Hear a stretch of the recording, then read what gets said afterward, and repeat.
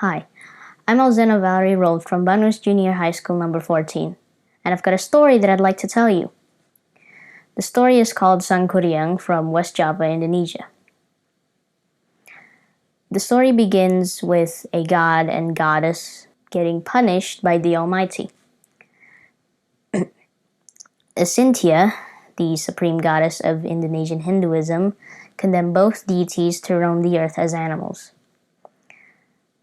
The goddess was transformed into a wild boar named Wayang Hyang, while the god was transformed into a dog named Tumang.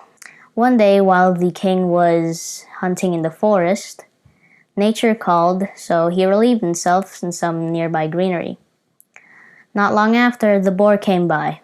She was very thirsty and drank some water from some nearby bushes without knowing it was the king's urine.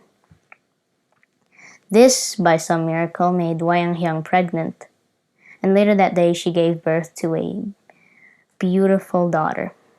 When the child was born, the king heard her crying and approached. He saw how lovely the baby girl was and took her to his palace. He made her his daughter and named her Ni Dayang Sumbi. Dayang Sumbi grew up into a beautiful woman, so much so that kings and princes fought wars to win her love. But Dayang Sumbi rejected them all. She spent her days weaving cloth with the loyal royal dog Tumang by her side. One day, while Dayang Sumbi was weaving, one of her spinning tools fell down and she couldn't get it. So she made a vow.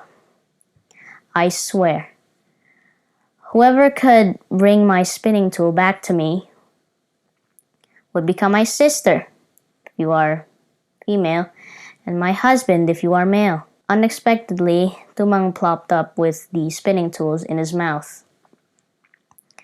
And not want to go back on her word, Dayang Sumbi married the dog. Embarrassed by this union, the king ordered them to live out their days in seclusion in the forest. They lived happily and were soon blessed by a son named Sangkuriang.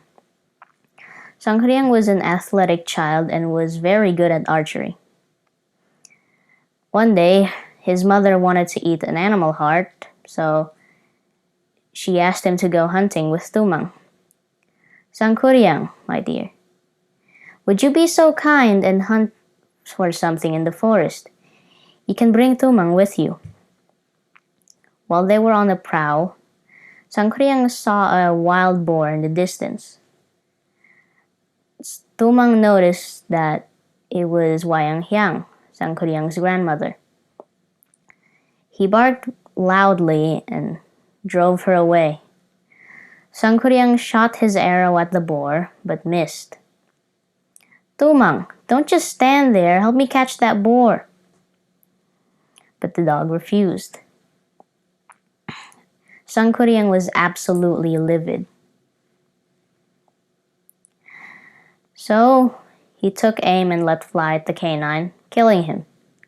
He cut out Tumang's heart and brought it to his mother. When Dayang Sumbi found out that Sangkuriang killed Tumang, she was furious. She hit her son with a rice scoop over the head. Sangkuriang was confused. He didn't understand why his mother was angry at him, so he left home. Sangkuriang grew up into a strong and handsome young man.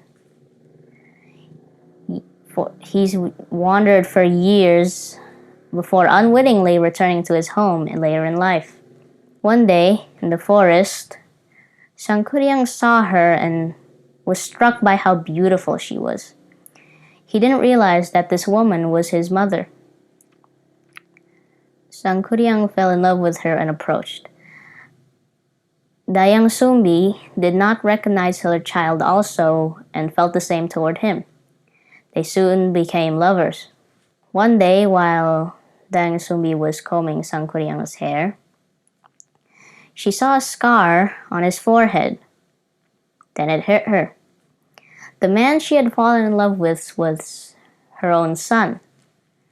She refused the marriage proposal from him and she said, "I can't marry you, Sangkuriang.